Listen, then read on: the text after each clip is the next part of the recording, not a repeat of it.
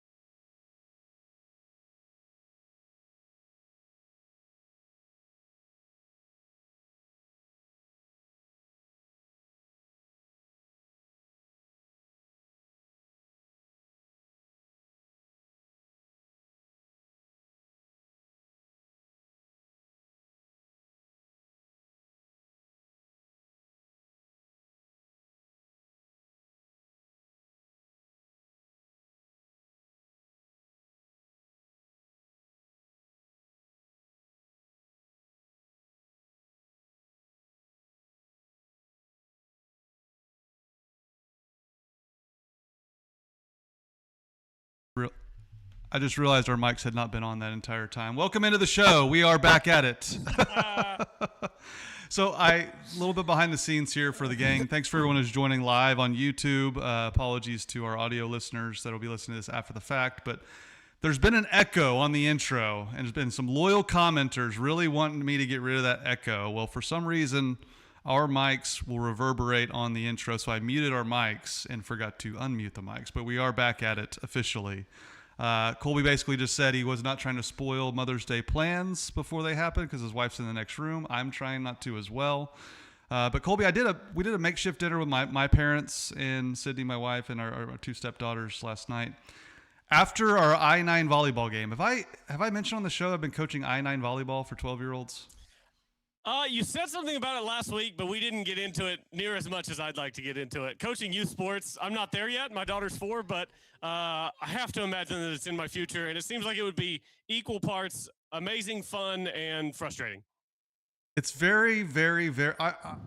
It's very rewarding, and it's been so long since I've really been in a competitive setting. You know, I play golf. I'll play for money. I just don't get that. I mean, of course I want to win, but I don't get that like team kind of competitiveness anymore at all. And I don't have kids of my own, so I'd never coached before. This is my first real shot at coaching. I was coaching my stepdaughter, and we were not good at all most of the season, especially to start the year. And we've made just leaps and bounds improvement, and we actually won a game last night. And I was basically the meme, you know, the meme, Frank Beamer when it's 0-0 and he is lifting his hand. We won a game and I did this, and I've never been in that situation before. I forgot you had to win by 2. So it was 25-24. The other coach was like, you got to win by 2.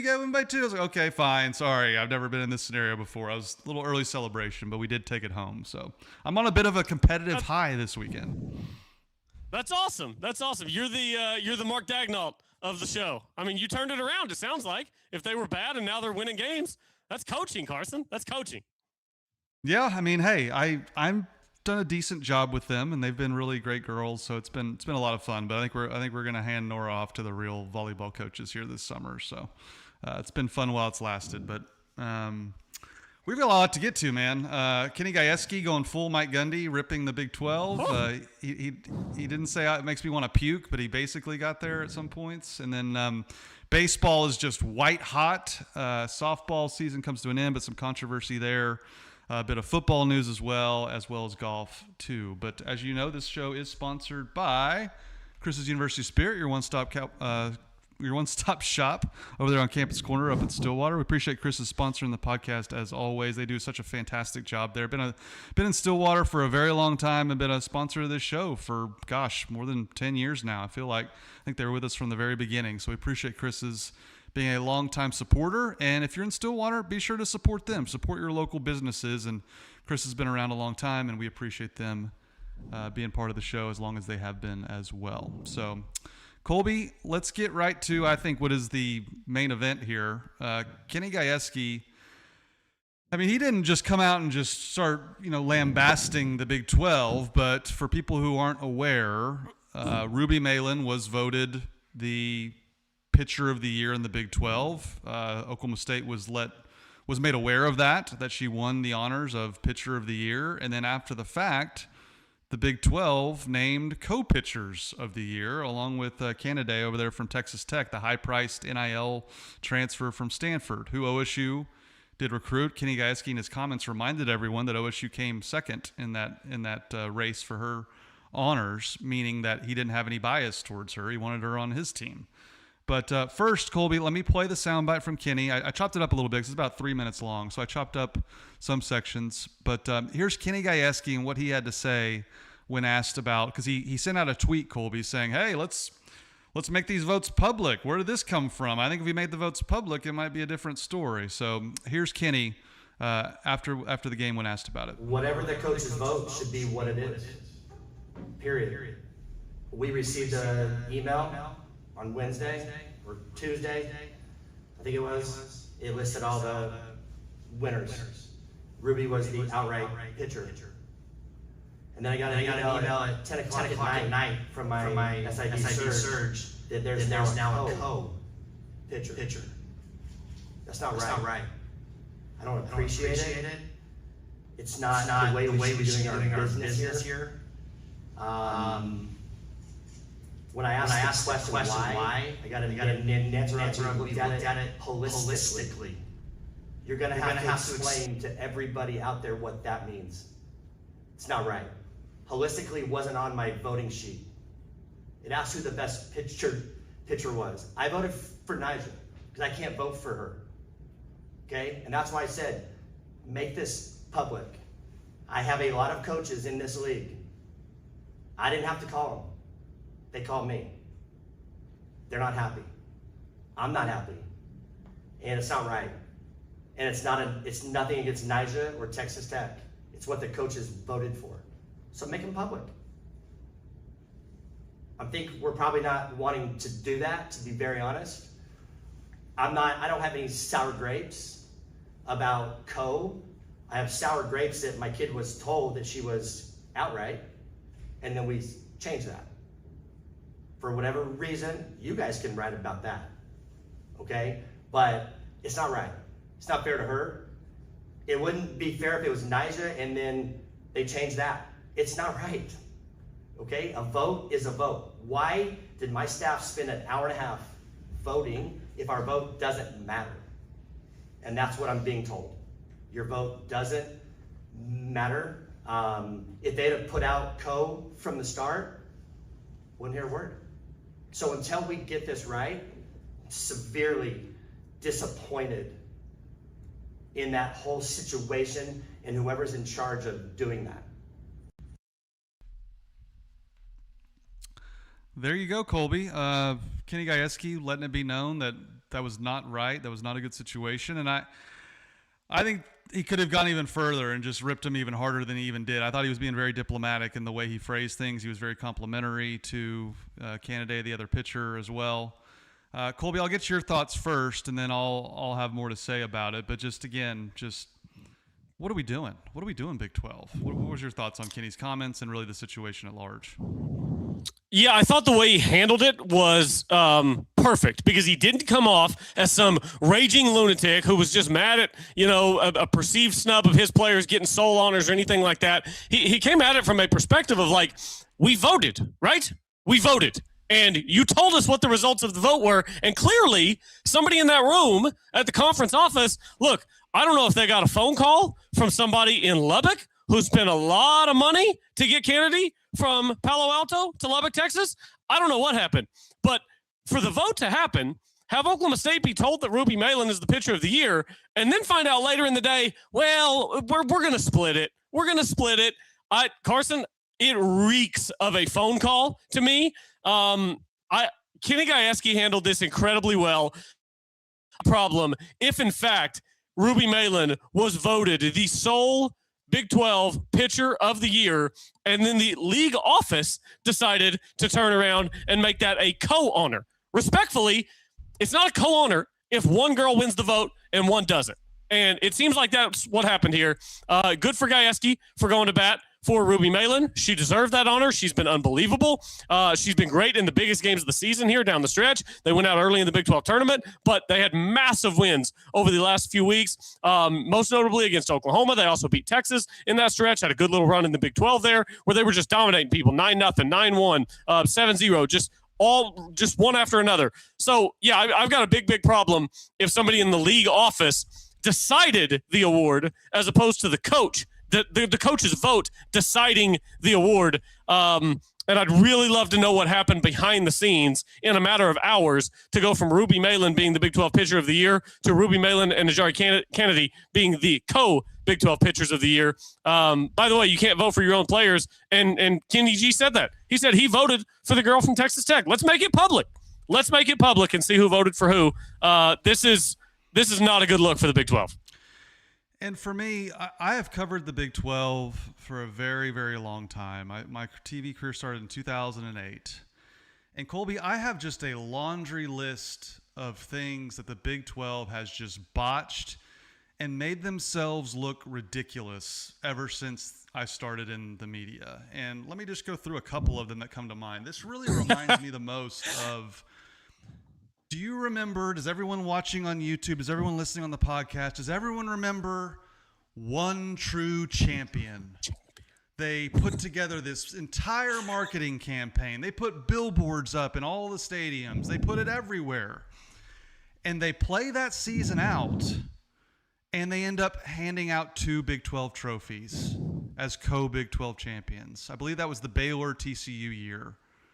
And that's before we even get to the ridiculousness of the year before, where Oklahoma sheepishly, after getting beat on their home field by Kansas State, had the nerve to claim co-Big 12 champions. That's where this whole one true champion thing even came about, how ridiculous the league looked in retrospect, giving out 2 trophies when the 2 teams played head-to-head. And, oh, by the way, Kansas State won on the road. There wasn't even this silly LSU-Alabama argument that the other team had to go on the road, so it wasn't fair. So that's what this league has always been about, making stupid decisions that make them look absolutely ridiculous to everyone else. I distinctly remember the Big 12 baseball championship. I believe it was Texas won it, and you've got, what was his name? It wasn't Bob Bowlesby. It was this guy who used to run communications for the Big 12. I really wish I knew his name, because he hands the trophy to Texas and tells them, go win the national championship, while another team from the Big 12 is standing 20 feet from him that's going to play in the national tournament to try to win a national championship. It's just... There's several things that just stick in my mind. I've forgotten probably 6 or 7 more, Colby, but this is just the latest in another line of this conference being so dysfunctional, so reactionary, and once again, OSU gets hosed. And I really don't want to go on this angle that OSU just gets hosed by the NCAA, by the Big 12, but you mean to tell me if Ruby Malin played for Texas Tech with Cody Campbell standing over her shoulder, that this would have happened? I fail to believe that. And that's where I'm at. Here's the latest in a long line of stupid decisions. Yeah, I mean, here's the simple scenario. If Najari Kennedy won the vote outright, would we have co-Big 12 Pitchers of the Year? No. I think we all know the answer. No, of course we wouldn't. She'd just be the Big 12 Pitcher of the Year. But because Ruby won the vote, that doesn't sit right with some people. Clearly, it's obvious. It's blatant. They can't love that Gajewski came out and made all this public. They can't love that this has become such a big talking point at a time of the year where the Big 12 is like, seriously, we got ourselves in hot water in May? Like, we're 4 months removed from football and we won't be back to football for 4 months and we're in hot water? What are we doing? And that's a great question for the people in the league office. What are you doing? The one true champion, by the way, thank you for bringing that up. I love ripping on that any chance possible. It cost a Big 12 team a spot in what I believe was the first 14 playoff. It was the Cardell Jones year. I think it was 2014. It was the Cardell Jones year. Ohio State gets in over Baylor and TCU at 4. I'm doing this off the top of my head. I'm pretty sure TCU beat Baylor that year. It was the Trayvon Boykin year, and TCU should have been named the conference champion. TCU should have been in at 4, and they should have had a chance to compete for the national championship that Ohio State won in their place. This obviously is not at that level of a screw up, and Your Mark has done a lot of great things with the Big 12. We could easily be sitting here looking at a couple of Washington States and Oregon States floating around somewhere. I don't think Oklahoma State would have been in that position. But, Kansas State, Iowa State, who knows what happens. Your Mark has done some great things. The conference overall, I think, has been really steady, really solid, really stable for the past several years. This is a blip, and this is something that nationally it's not going to register. Might not register outside Stillwater or Lubbock, but I promise Oklahoma State fans of the spring sports, fans of softball, are going to remember this whenever we talk about Ruby Malin being the Big 12 co-pitcher of the year. Yep. TCU lost to Baylor that year, and the score was 61 to 58. Okay, that's what it was. So flip that then. But it's a valid point because I think everyone thought TCU was the best team, but they played on the road. There's that old played on the road scenario, blah, blah, blah. But the Big 12, once again, just makes themselves look like a second-rate conference. And they're gutless, too, by the way. Eric Bailey from the Tulsa World has reached out to the Big 12 for comment, reacting to what Kenny Gajewski had to say about their process, about their voting process, and the fact they named co-Big 12 pitchers when they had told Oklahoma State staff that there was not there was an individual winner. And they've yet to comment on that.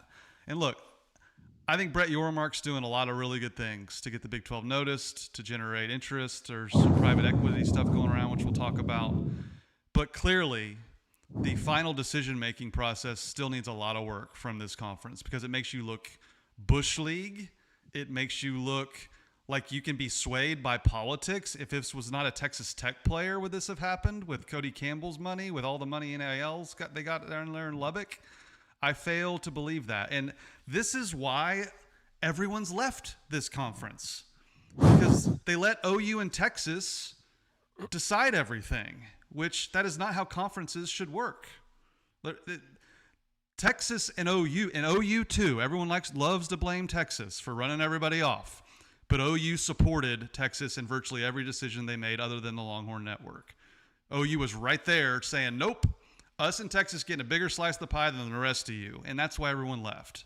And so as much as there is new leadership in the conference with Your Mark and company, clearly some of that old DNA of being a Bush League conference is still there, and it's disappointing. Maybe Sorsby had a future on Kennedy to be the Big 12 pitcher of the year and needed to cash that ticket. Maybe. Like, now I'm concerned about the Sorsby decision. Like, I mean, I think if this was an OSU quarterback, and again, I don't want to be this woe is me OSU person that thinks the Oklahoman only writes about OU and that everyone's out to get us. But man, you just take stock of everything that's happened with the Des Bryant thing. I don't even have to go down the list with Mike Boynton and everything in the basketball program. Like, if that quarterback played at Oklahoma State, is there any doubt that Sorsby would be suspended the rest of next season and have to go to the NFL immediately? Like, now there's some doubt. He's hiring this hotshot attorney. I don't know. Maybe I'm just beaten down from all the things that have gone against OSU with policy and policymakers. But, man, that's just kind of where I'm at with it. Yeah, real quick in the chat on YouTube, Miles Jenkins says, lots of interesting decisions. We're not that far removed from the LED court. Yeah, I don't think we even talked much about the LED court because Oklahoma State basketball wasn't really doing anything. Well, what's going on there? Not everything has to be improved upon. I think the playing surface that basketball has been being played on, I don't know if it's been since Mr. Naismith invented the game, but for as long as I can remember, hardwood has been working just fine. Not everything has to be improved upon. That was another swing and a miss here recently from the Big 12. Didn't it not work? Didn't they have to shut it down? Well, yeah, players were slipping and sliding all over the place. There was injury concern because the footing was different. The feel was different. The bounce of the ball was different. It just somebody in a boardroom came up with this idea, and then they put high-level athletes out there to run and cut and jump on this floor that's different from every other floor they've ever played on in their lives. Yeah, hey, look, I'm all for trying new things, so you're not going to get them all right. But I'm with you. I mean, we play on 100-year-old maple floor in Stillwater, and it still works fine. But where were we? Yeah, so softball does lose in the semifinals of the Big 12 tournament. They'll have to wait on seeding, and that's kind of where they're at. But again, Ruby Malin deserves all the credit and the honors. She rightly deserved to be the individual winner of that award, and we certainly would support Kenny Gajewski on that. But really disappointing from the Big 12. Not as disappointing, though. Baseball. They've split so far with Arizona State, and it looked like they were going to go down last night. I turned it off. They were down going into the ninth inning, and I should have kept the game on, Colby, because they scored 6 runs in the ninth to take down Arizona State. And, oh, by the way, they've won, I believe, 10 of their last 13, I believe it was. I'll pull this up here in a second. But make no mistake, Colby, OSU baseball white hot going into May as we approach postseason. Everyone can calm down. Ryan Traub, our loyal Twitter follower, breathe in, breathe out. We don't have to fire Josh Holiday. This is what you and I were preaching, right, Colby? Patience. It's a long season, and don't look now, but I think they're slated to be a 2 seed. Right now, they're being projected to be a 2 seed in the A&M regional, but OSU white hot as we go into postseason. Yeah, winning takes care of everything, and I think you accidentally said that they've split with Arizona State. They've only had one down there. Next week is the Thursday, Friday, Saturday series. They won game 1 of the series with Arizona State, got another one tonight at 8, and then another one Sunday at 3. Those are Central Time. Carson, it's hard to even remember when Oklahoma State was 8-10 in conference play, and there were serious questions about the state of the program.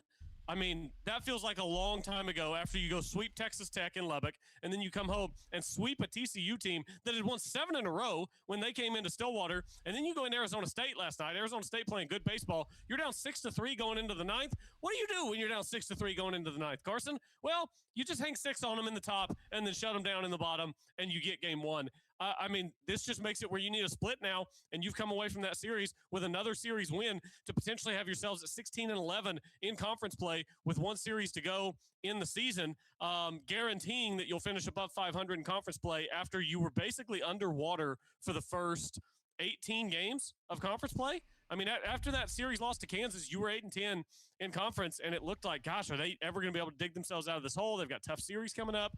This might just be a lost year, and no way. And as much as everybody wanted to criticize Josh Holiday 6 weeks ago, let's give that staff a ton of credit because this team never quit. They never mailed it in. They never just accepted the fact that they were going to be a sub-500 team in the Big 12 and have a so-so season. There was just no quit in this team. And like you said, this is a team now, Carson. It's about when you peak in baseball. When are you healthy?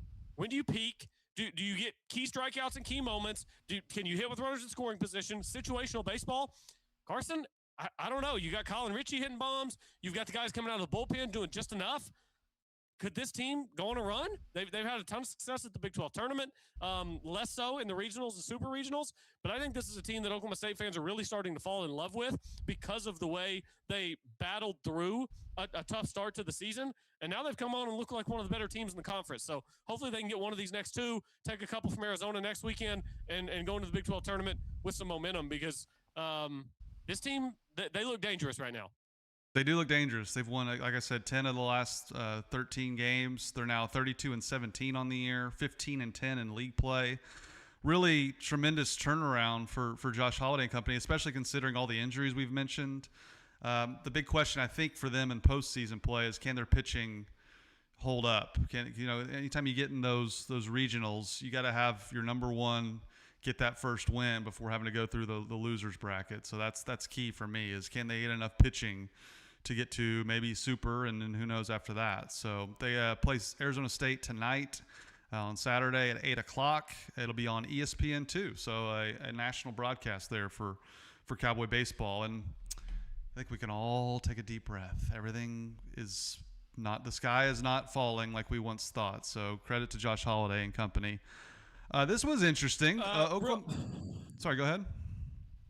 No, I just wanted to say, because you mentioned that it's on ESPN2 tonight, it's going to be an Elite 3 TV night tonight, Carson. We've got Lakers Thunder. I know a lot of people care about that game. Far fewer people care about the Colorado Avalanche taking on the Minnesota Wild, but that'll get a side screen from me. And then Oklahoma State, Arizona State, and all of these games start at 7:30, 8 o'clock. I mean, that's going to be an elite. I'll probably start them all late. I'll record them all, put kiddo to bed, and start them all at like 8:45, 9 o'clock, and just dissolve into my couch for like 2.5 hours and watch all 3 of those games. It's going to be glorious. Now, how do you have the bandwidth to be watching hockey with all your hoops and all your golf watching? How do you have time for hockey now? I got really into hockey probably around COVID time. Our friends in Colorado that we go skiing with throughout the winter, they're diehard Avalanche fans, and they got me into it, and I really fell in love with this team. A couple years later, they won the Cup in 22, and now they've just kind of been treading water as one of the best teams in the league. But hockey's a little more random than basketball. If you're the best team in basketball, you can just beat somebody in 7 games. You need some puck luck in hockey. So they haven't won it since, but they're going to win it this year. Being a Thunder fan and an Avs fan is the best. They both ran away with the 1 seeds this season. They're young. They've both got the best players in the world on their team. They're both 6-0 so far in the playoffs. Like, it's just, I'm living a very charmed spring sports existence as a fan. Man, I actually grew up watching a lot of hockey. Like, I liked it a lot. It was just on ESPN. I know the TV contracts have improved here lately, but those Detroit Red Wing, Colorado Avalanche, bench clearing brawls. You had Chris Osgood, the goalie for the Red Wings, fighting Patrick Waugh from the Avs. Yeah. Oh, just I didn't think it got much better. I used to play like the NHL like 99 on like N64. Man, I used to love all that. Yeah, maybe not that old. I never had a Dreamcast. I had 64 and I had Sega Genesis. That's when Pavel Bure from the Canucks on NHL 94 was deadly on the wraparound. Nobody could stop the wraparound with Pavel Bure. That was my dude. But I haven't got into I couldn't name 5 hockey players anymore. That's sad. See, I'm like at the peak of my hockey fandom in my life. I won't put everybody through this, but I could probably name 50 off the top of my head. I always liked the Red Wings. Just loved their uniforms. I was a big Ferris Bueller Stay Off movie fan, and he wears a Gordie Howe jersey in that. His buddy Cameron does, which you probably haven't seen Ferris Bueller, right? Correct. You haven't seen Ferris Bueller's Day Off? I was off that day. A classic among classics. I know. I'm the worst. At this point, am I going to go back and watch it? It's 2026. Am I really going to go back and watch it at this point? Well, I think I understand why you haven't seen any movies. You got 3 screens and you watch hockey. You probably watch F1 as well. You have no time to watch movies. You got too many TVs going on sports. Too much sports watching. Ferris Bueller's Day Off came out in 1986. I was born in 1992. I was born in 84, so I was 2 when it came out, just a classic. Well, I can't use that totally as my excuse. Caddyshack was made in 1980, and Caddyshack's one of my all-time favorite movies, so. Yeah, it looks like it was made in 1971. It looks so old, but it does look very old. Let's bring it back to Oklahoma State here. The home and home with Alabama is no more. We kind of thought this might happen with the SEC finally, and I mean finally going to a 9-game conference schedule. They've been rigging the system this entire time. I've been saying it. Like, they've been playing 8 conference games, which is just, again, 1 less loss, preserves your top teams. They've been no more gaining the system from the SEC, which means Oklahoma State will not play Alabama. And much to my chagrin, much to my happiness, they had a team from the Big Ten. I'd much rather go beat up on the Big Ten, Colby, than play Alabama. What about you? They get Michigan State now with new head coach Pat Fitzgerald, who, of course, coached for Northwestern for so long. And Michigan State's really down right now. We'll have to see what they are once they play. But what'd you make of dropping Bama? I think we kind of expected this, right? Yeah, I think so. Good for SEC for finally going to 9. I know you've been harping on that for as long as I can remember. Since I've been doing the show, you've been ripping the SEC for only playing 8 conference games. Glad that they've gone to 9. Look, I think Oklahoma State and the ability to score points over the next few years, an Oklahoma State-Alabama series could have been a ton of fun, but I understand why they needed to clear the space. And I like having Michigan State on the schedule. It's kind of one of those second-tier Big Ten teams. You're not bringing Ohio State to town, Michigan, Penn State, one of those schools. But Michigan State's still a nice non-conference opponent. That game will look good scrolling across the bottom line. So, yeah, I'm in favor of this game. I don't know. It doesn't strike me as like a destination road trip like Eugene would have been. I didn't get to go to Eugene. Kiddo's too young, but even when she's older, I don't know that East Lansing is going to do it for me in terms of a road trip. No, not top of the mind, but it's perfect in terms of, like you said, resume. I've been advocating this for a really long time. Just give me the mid-tier Big Ten team every year in non-conference. Give me the Illinois of the world. Give me the Minnesotas of the world. Give me the Michigan State. Michigan State now, they used to be a tougher out with D'Antonio back in the day, but yeah, bring me Michigan State. So I think it's a really smart addition, and that adds to, they have series set also with Arkansas, which I think is another really good local opponent right down the road from Tulsa for all of our Tulsa listeners and fans. They have Arkansas in 27 and 32 and 33. And then they have Nebraska, another mid-tier Big Ten team. Bring me all the mid-tier Big Ten teams, and a little history there as well with Nebraska having played in the Big 12 for so long. 34 and 35 is the years they'll play Nebraska. But hey, I like this a lot. Good job by Chad Weiber, good by the school, and good job SEC finally joining the rest of the country in terms of playing 9 conference games. Yeah, I'm going to need Eric Morris to still be here when Nebraska comes to town, and I'm going to need Oklahoma State to be really good when Michigan State and Nebraska comes to town. For just for you and I and for this podcast, because we need to be able to make fun of the Big Ten. And if we lose any of those 4 games, if we lose to Michigan State either time or Nebraska either time, it's going to hurt my soul and my ability to really rip on the middle to lower tier of that conference. You know what's funny though is, like, I'm not worried about it at all now with Eric Morris. I think it's going to be like vintage OSU is going to light up this big, slow, lumbering power I formation team. They're going to line up in the shotgun and spread 5 wide, and they're going to be like, oh my God, what is happening? What are we going to do? Get them out in space. I can't wait. I'm not even worried about it. I'm already probably trying to wager on the 2032 matchup. With I'm already trying to wager on it. I forgot Fitzgerald landed the Michigan State job. The whole hullabaloo at Northwestern, and they did a big investigation and found out that was just all nonsense and fabricated, and he won a big lawsuit against the university, and then he got hired on at Northwestern. So pretty interesting route for Fitzgerald to make his way from Chicago to East Lansing. Yeah, and you always wonder how good of a job did he really do there at Northwestern. Like, it's Northwestern. I think it's a tough place to win, of course, but he was kind of one of those coaches that kind of lived off early success, right? I didn't feel like he had done a whole lot at Northwestern lately, but I think it's a decent hire. Michigan State certainly could do a lot. It's hard to do much worse than the Tucker hire that they made. Mel Tucker, that was not a good hire at all. So we'll have to see. But it's hard. It's hard to do worse than the Tucker hire. It's impossible to do worse than the Tucker contract extension. Well, that was just insane, and that's why they are where they are. Insane. But maybe Tom Izzo could coach football too. Maybe he could coach both sports. He's just still trucking along. That's crazy. I mean, I remember Tom Izzo, like when I was a kid, like a kid.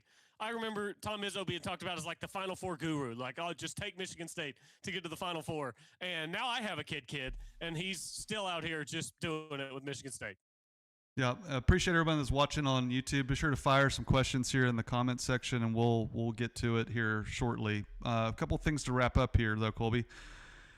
You've heard of TDS, Trump derangement syndrome. It's turned into TDS, Thunder derangement syndrome. It doesn't matter what occurs in the basketball game. It doesn't matter that Shai Gilgeous-Alexander shot 3 free throws. The derangement is just centered on the Thunder foul bait and are bad for the league, and they foul every time down the court, and it's taken on a life of its own to where it doesn't even matter what happens in the game, Colby.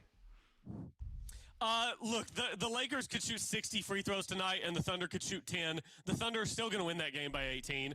This is a non-competitive series between the best team in the world and quite frankly, junior varsity. Like, without Luka, the Lakers are junior varsity. They also lost Jared Vanderbilt the other night because the bone in his pinky finger was sticking through the skin. That's why, if you saw the video of the Thunder bench reacting to that injury, that's what it was. His finger was laid off sideways and the bone was sticking out. This is not a competitive series. I knew that Thunder hate was going to reach its peak during Thunder Lakers. It won't get higher than this because the Lakers have a massive fan base and they think that they should win everything. They're not any good. This is a terrible team. That's why I told you last week when we were on, no, it's not going to 5. It's not going to be a gentleman's sweep. They've got nothing that they can do against Oklahoma City. Shea gets a goofy foul. Shea was laying on the floor the other night. Marcus Smart tripped over him, fell to the ground, maybe put a little bit of Marcus Flair on it, and got Shea called for a foul. Shea had 4, had to sit the entire third quarter, and it didn't matter. Thunder going on a big run. The Thunder are so good, Carson, that they've made Laker fans want to quit watching basketball. Like, they just don't want to watch anymore because the Thunder are so good. Look, I'm sorry that you're not any good. Watch in the next round when there's an actual good team who can be competitive with Oklahoma City. The Lakers are not that. The Spurs will be competitive with Oklahoma City, and the Knicks will be competitive with Oklahoma City. The Thunder will win both of those series, but those are competitive basketball teams. The Lakers are not that. See, I disagree a little bit. Like, I know they've won the first 2 games by 18, but they've done an unbelievable job on SGA. You never see SGA have 2 games back-to-back of this low of totals and everything. I think they've really made the games really hard on Oklahoma City, and they've been close games. The first game was a close game in the fourth quarter, and I know they blew kind of things wide open in the third, but it was still 10, 11, 12 going into the fourth. I think for what they have without Luka, like, they've done an unbelievable job of making this series competitive, even though they are down 2-0. And I think the Thunder were very fortunate in game 2 with Shea in foul trouble to go on that run that they did. Now, of course, you got to give A.J. Mitchell and just, again, like you mentioned, the sheer depth that they have credit, because they haven't really needed Shea, which is, I think, a testament to their roster, especially without – it still kind of boggles my mind they don't have J-Dub and are doing this. Like, any other team in the league without their second-best player like, would not just be rolling along like this, and they've really done it all year. Yeah, the Lakers have done a really good job, and they've been totally non-competitive in games 1 and 2 in the fourth quarter. It's just, they were competitive. Not in the fourth quarter. They were competitive. They pulled away late in game 1 and pretty late in game 2 as well. The final scores were pretty misleading in terms of the run of play, in terms of each quarter, what the scores are. Again, the final score is ultimately what happened. I don't mean to downplay that, but if you watch the games, like, they made life pretty tough on the Thunder. They have. Was there ever a moment when you thought Oklahoma City could lose either game? Wasn't for me. When they were down at half in game 2, I said, well, I mean, I still thought the Thunder would win at that point, but if they keep passing to Lou Dort in the corner and he keeps clanking them, I was going to get nervous. I didn't think they were going to lose, but when they were down at halftime, I was impressed with the job the Lakers had done. I was. Hey, also, can we use this moment to juxtapose a Sooner and a Cowboy who played against each other about 6 years ago? That'd be one Mr. Cade Cunningham and one Mr. Austin Reeves. Cade is unbelievable. He's putting up just godlike numbers. He's elevating himself into a different conversation in terms of NBA stardom with what he did the final 3 games against Orlando, the first 2 games against the Cleveland. I think Detroit's going to win that series, and then I think ultimately the Knicks will beat him in the conference finals, but we'll see. I'm also biased toward my preseason prediction. My preseason prediction was Thunder over Knicks, and I've never wavered, so I'm sticking with it now. Cade is just simply unbelievable. Austin, on the other hand, is the world's biggest crybaby. The audacity to huddle around the refs after the game was over. I mean, I think I was texting you about it. I was texting like 3 or 4 people about it. I'm like, the Lakers did not actually just have a huddle on the court with the refs. Cade was better than Austin in college. Cade got the better of him whenever they met. I was there in Norman whenever he dropped 40 on Austin Reeves. And now the NBA playoffs are playing themselves out, and Cade is Austin is making a fool out of himself and embarrassing himself, his team, and his fan base, while Cade is elevating himself into a completely different stratosphere. So this is a good day to poke fun at a Sooner while propping up a Cowboy. It's wild. Like, Austin Reeves to me is probably the most surprising person to make it in the NBA of anyone I've ever covered or watched in college. Like, I didn't think this guy would remotely make a roster, much less turn into what he is. So it's a credit to him, but you're right. He does the things that everyone thinks Shea does in terms of foul baiting and grifting and all these things of trying to manipulate the refs. And you're so right. Like, Imagine if the Thunder huddled the referees at midcourt after losing a playoff game. Like, imagine the national discourse if that occurred. It's derangement syndrome. It's insane. And the Lakers have led the league in free throws 3 of the last 4 years. They were second the year they weren't.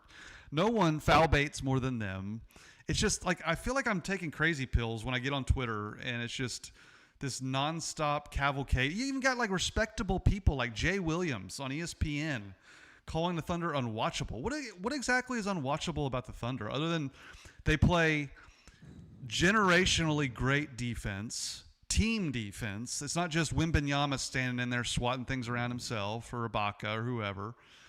And they're self-made. They don't have hardly any lottery picks that are playing. They have like 2, and they're both on the back end of the lottery other than Chet.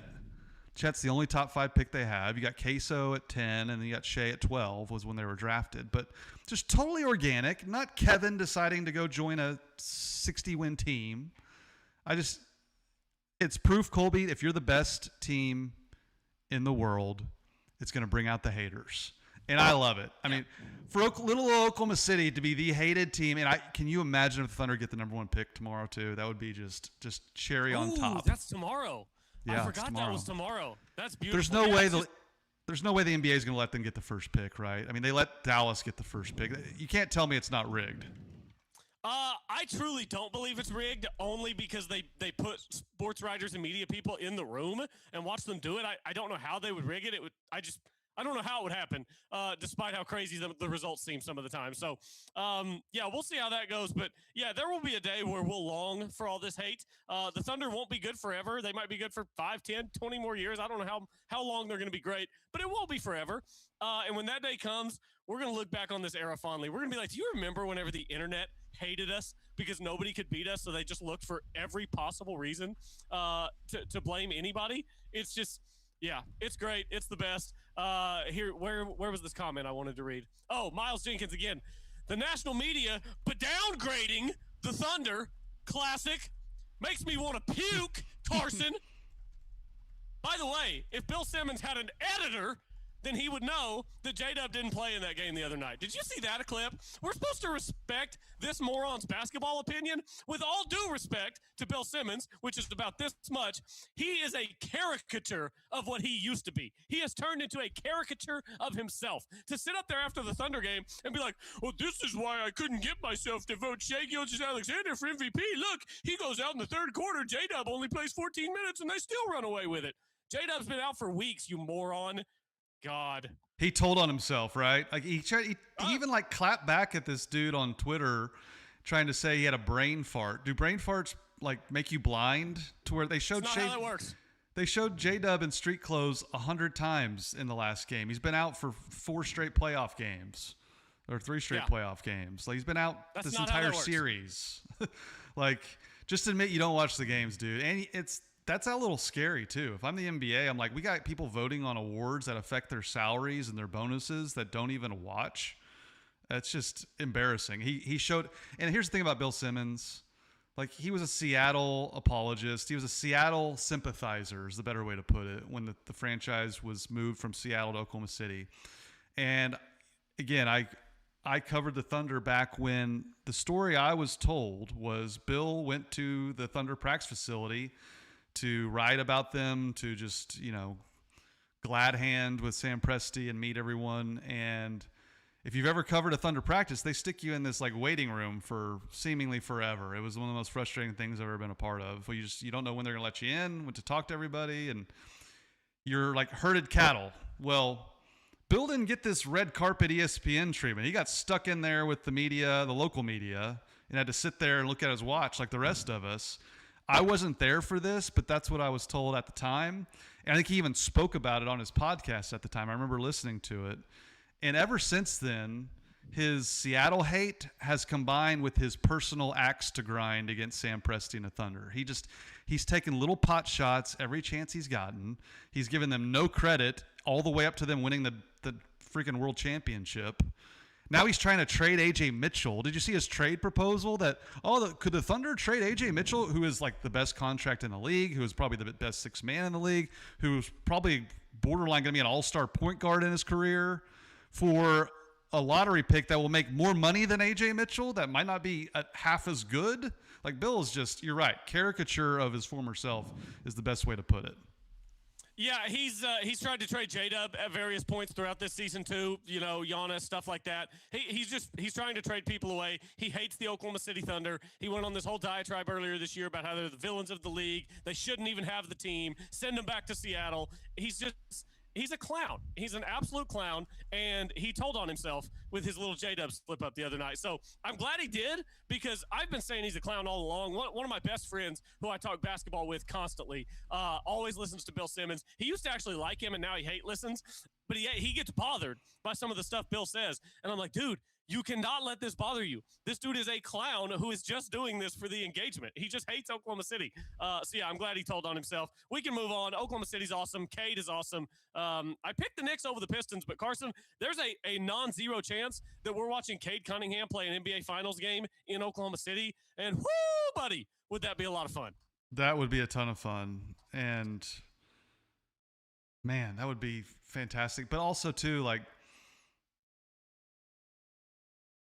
you'd hate to just beat down. You hope you don't create too much scar tissue for Cade getting just run off the floor in that manner. Although, hey, he'd be like gravy, right? Getting there. I'm far more worried about the Spurs, man. Did you watch Wembanyama last night? Like, I'm terrified. I'm scared. That Minnesota team's out of ammo. Thunder in 5. I don't know how you handle Wembanyama, dude. He's shooting threes. That guy is just a freak among freaks. Elbow in the ribs. Hartenstein. Elbow in the ribs. Kenrich Williams. Is J-Dub coming back? Run the fouls up. Yeah, he'll be back for the Spurs series. Okay, good. You can book it. I'm reporting that. With zero sources and no inside information, I'm reporting J-Dub will return for Game 1 of the San Antonio series. I hope you don't mean J. Will like Bill Simmons did, apparently.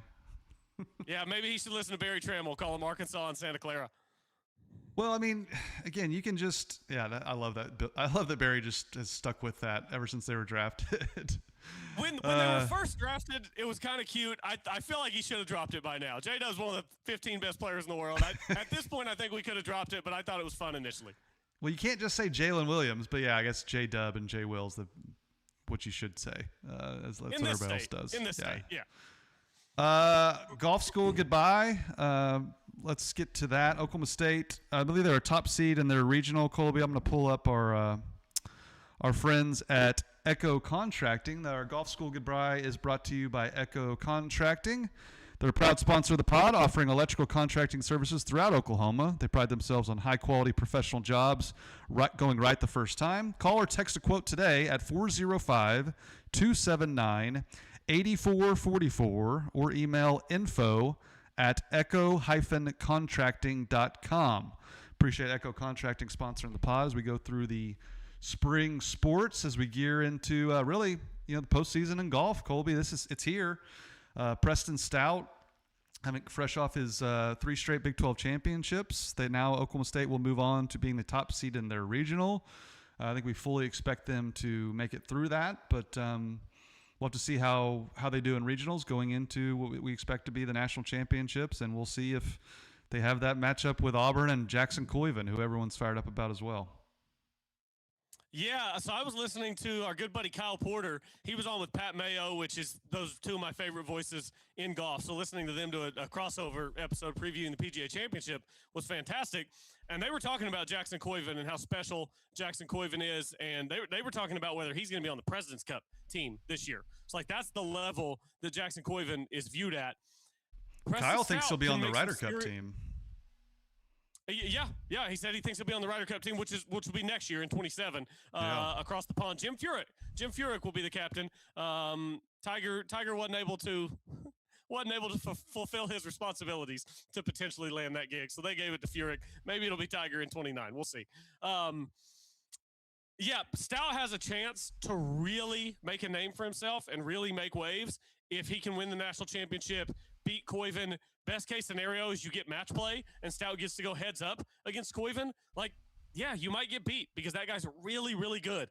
But if Stout goes out and takes him down, I mean, that's an opportunity. You've got to look at it not as a tough day, but as an opportunity to show people what you're made of. And I believe in Preston Stout. Look, I think Jackson Coivin's the best player in the country. His resume is unimpeachable. But Preston Stout is probably the second best player in the country, and I just really want to see those two play golf against each other. Yeah, I was listening to, again, Andy Johnson, the Fried Egg. He was saying that any other year, everyone would be clamoring about Preston Stout. It's just the fact that he's coming out the same year as Jackson Coivin. And he kind of likened it, and I like this comparison a lot, he likened it to the year that Hovland, Wolf, and Morikawa, all three came out the same year, kind of just a golden kind of graduation class going to the PGA Tour that, as soon as they stepped on the course as rookies, were competing to win. They both, I think Wolf and Hovland both won pretty early in their careers. I know Wolf won like his first season, in fact. And then, of course, Morikawa reeled off two majors. So I really like that comparison a lot. I think those two will be kind of compared in a similar vein as Hovland, Wolf, and Morikawa. But Oklahoma State is the top seed at the Marana Regional. They won their 12th national title last season, we all remember, and they're coming off their league record 13th Big 12 title and 4th win of the season at the Big 12 championship. The other top 5 seeds joining them will be LSU, Arizona, Alabama, and Duke. So really some schools we've heard a lot making noise at nationals. So kind of a star-studded regional that they are in. But listen to this, Colby. OSU leads the nation with 17 regional titles after their win last year. They've won 8 of 11 regionals or they've won 8 regionals in 11 tries under Alan Bratton, including a run of 6 in a row from 16 through 22. And they have qualified for the NCAA championships in 76 of a possible 78 seasons. So again, when people came after me for having the audacity to wonder where we're going, that was only the second time ever they hadn't qualified for the national championships. So just a blip, but worth pointing out. It doesn't happen ever, and Mike McGraw lost his job for it. So I don't mean to go down that road again, but Colby, just shaping up to be, a really strong push for national championship number 13 for OSU. Yeah, it is. And I really like the regional that they got going out west to Arizona. A couple of reasons. You go out the same time zone, similar weather, similar grasses, similar styles of golf. Like, you're not going to Ohio or Pennsylvania to play your regional out east on what's probably going to be a ton of bent grass and stuff like that. You're going to go out west and you're going to play a course that's going to be similar to what they'll see at Omni La Costa out in California. So I like the draw. I think that they'll advance through the regional. I think undoubtedly they'll make the match play. I shouldn't say undoubtedly. There's a lot of good teams in college golf. You've got to play well to be in those top 8 seeds to make the match play. But just get yourself in the top 8, and then anybody can beat anybody in match play. Honestly, if they're 8 and Auburn's 1, bring it. The 1 seed loses all the time. I want Oklahoma State Auburn. It will be incredible television. How's that work? Could they guarantee that Coivin and Stout match up? Don't they go back and forth like snake draft almost? Or not snake, but just back and forth? Yes, they do. And if either coach didn't pair those guys up against each other, whoever chooses not to do that is a coward. Well, do they talk about it before? How do they know if they? That's a great I guess you question. just put your number 1 guy first. Is that how they typically do it? I can't remember. That's a great question. I don't know if it's a blind draw or if it's like you put a name and the other coach matches. But either way, like Bratton and I don't know the Auburn coach's name off the top of my head. They've got to get together. We've got to make sure that Stout and Coivin are playing against each other. Golf Channel has to step in and say, guys, we have to make sure Stout and Coivin are playing against each other. This is going to be a ratings boon for all the college golf fans out there. Yeah, I mean, I've been there before. I was at Carson when they hosted, and it looked to me like both coaches had sheets. The year that OSU won it at home, 2018. Okay. To me, it looked like both coaches had sheets, and they were just kind of reading off of them. So to me, it sounded predetermined. Now I can't recall if they just put, their 1 through 4, 1 through 5 guys. I can't remember if that was the case at all, but I'm sure they'll make that work. I'm sure the Golf Channel will step in before they announce, hey, what number's Stout? What number's Coivin? Let's switch that to where they're the same. But the coaches will ultimately have that decision, right? If Auburn and Oklahoma State get matched up, I'll call Brentley and I'll make sure that's going to happen, and I'll ask him the entire format as to how those seeds are determined. I know last year, since they're playing out in California, the golf, it doesn't end until like 9 o'clock our time. I seem to remember, did we hop on and do an emergency pod last year after that Eric Lee pitch at like 10 o'clock at night? I think we did. Oh, yeah, we definitely did. I remember. We did a live show right afterwards. I mean, it's not every day they win a national title, you know? Yeah, that's awesome. Good stuff. Did I lose you? Are you there? I think Colby's still there. Can you still hear me? Yep, I got you. Hello. I got you. Can you hear me? Okay, cool. Any questions for the people still watching on YouTube? Appreciate everybody being in here. Appreciate it. One last thing here. Did you see the Chad Weiberg thing on the private equity? OSU does not intend to use this Redbird credit line as there are double-digit interest rates. Like, I understand the Big 12 wanting to get some private equity funding, but it doesn't look like any school is going to take them up on it. I just thought that was kind of just a weird wrinkle. Again, I think this kind of speaks to Brett Yormark just throwing everything he can against the wall and seeing what sticks. Yeah, they're trying things in this era where you need more money. I imagine the amount of time it took to negotiate this deal, and the people at Redbird and stuff were expecting everybody to hop in.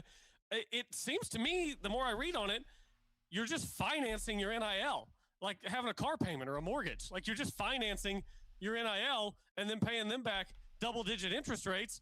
I mean, yeah, sounds like a pretty sweet deal for Redbird, and I guess in the short term, it could potentially be good for the universities, but I think that you might be mortgaging your future for your now if you take them up on this offer.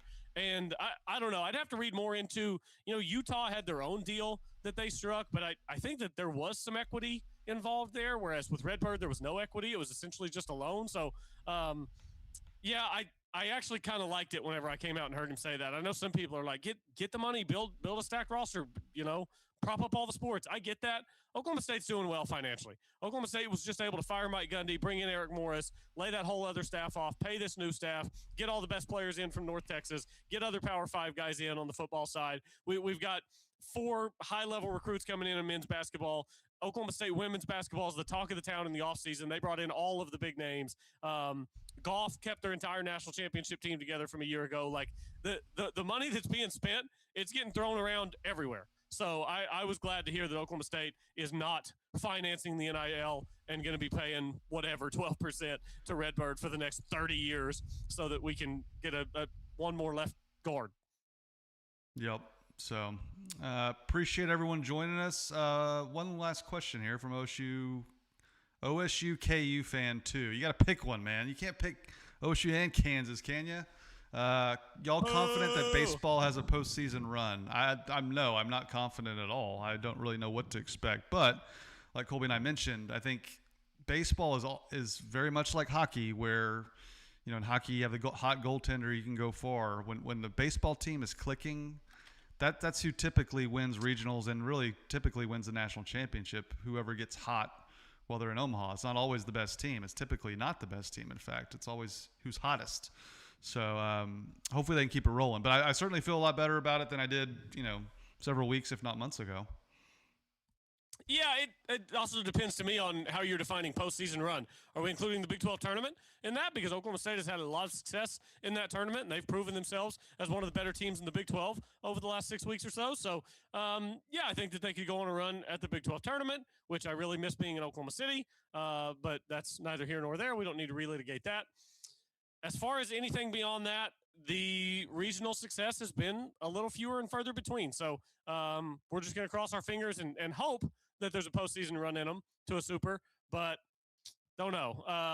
J-Rod, which non-football sport are you more excited for the upcoming 26-27 season? Non-football sport, I'm the most excited for, Carson. With the number 1 overall pick, I draft wrestling. On to you. That's who I was going to pick, dang it. Wrestling. There's only one answer here. It's wrestling. As much as I would like to get behind Steve Lutz in the basketball program, a lot to be seen, a lot of new faces. Got a McDonald's All-American coming in, a lot to be excited about there. But David Taylor is in that roster that he's built. You got Drayshawn. I was just looking at the roster. Marshall Scott, go to Pistols Firing Blog and read it. They were writing about, they're predicting the lineups for next year. And the one person they lost due to eligibility was the heavyweight. And they replaced him with the number 1 recruit in the nation at heavyweight, who won 4 state championships in the state of Iowa and won the vaunted Fargo tournament, the National Junior Wrestling Tournament up in Fargo. I remember my friends that wrestled in high school. That was like the mecca of all the studs who are studs of high school wrestling. Even just to make it to Fargo and wrestle there, you got to be a stud, and this kid won it. So they've reloaded in spots that they need. They're going to have some weight shifting where I think Vega is going to move up a weight class. But make no mistake, all gears up for wrestling. I will be a Gallagher for a duel next year. Yeah, women's basketball probably makes the podium for me too, just because of the litany of transfers. Like, it's just unbelievable how many points per game J.C. Hoyt brought in the offseason. Like, I'm fascinated to see if Oklahoma State women are playing like 94 to 92 basketball games next year, because if they are, that could be really fun to watch. Number one portal class in the country, according to ESPN, Yeah. J.C. Hoyt and OSU. Don't need your Redbird capital. We got J.C. Hoyt knocking on doors, getting in boardrooms, getting all that NIL money put together. Really, enough can't be said about the job J.C. Hoyt's done this offseason, revamping that roster, and a team that, again, made the tournament last year. So she's got that program headed in the right directions. I was just going to say, OSU KU fan said he was a KU fan due to his brother, and that he bought Bill Self a beer once at Murphy's. So I'm sure Bill's spent a few nights at Murphy's back in his day. That's a cool story. I remember, here's my Murphy's fellow memory. Edmond Bulldog, was, Bill Self. Yep. So when I was in school, Justin Gilbert had finished up his last season, 2013 maybe, and he went to the NFL Combine. He came home, and like I watched him that afternoon at the NFL Combine, and then he showed up at Murphy's that night, and he walked in, and he still had all of his Combine gear on. Like, he wanted everybody to know he came straight from the Combine. Like, he had number 4 Gilbert on his back. Oh, and my I was like, God. I was like, that's equal parts cool and kind of, look at me. I can top that. Okay, hit me. I was in college. I was at South Padre Island, Texas, on the beach. All the flags, all the fraternity flags, all the schools, all the universities. And I saw Vince Young wearing his jersey on the beach. He was wearing his Vince Young Texas jersey he wanted everyone there to know that Vince Young was there on the beach. And this is before he was like a starter. I think he was a freshman. Maybe it was that sophomore year where he split time with Chance Mock, I believe, was the quarterback who stunk. But total like high school move, wearing your jersey to the college beach, But hey, it's Vince Young. He can probably do whatever the hell he wants. Yeah, it's my wife and I, we just have the saying with young people whenever they do things, no frontal lobe. That frontal lobe doesn't fully develop until 25. So anytime we see a young person doing things that like you would never do in your 30s, we're just like, no frontal lobe. No frontal lobe. It's all good. I kind of get it from Gilbert's perspective. It's like, hey, I'm going to the NFL, ladies. I'm gonna. Yeah. I can pay all the tabs here. So, just a little different than just wearing your college jersey. Maybe I should have had my Combine gear on, because I didn't have nearly as many people coming up and talking to me as Justin Gilbert did. No, I probably didn't either. But hey, appreciate everyone watching on YouTube. Appreciate all of our listeners listening after the fact on our podcast page. Colby, really enjoyed it. Have a great Mother's Day, and we'll talk to you next week. Absolutely. Appreciate everyone joining us. Happy Mother's Day to my wife, my mom, and all the great mothers out there. Thanks, everyone, for watching and listening. As always, go Pokes.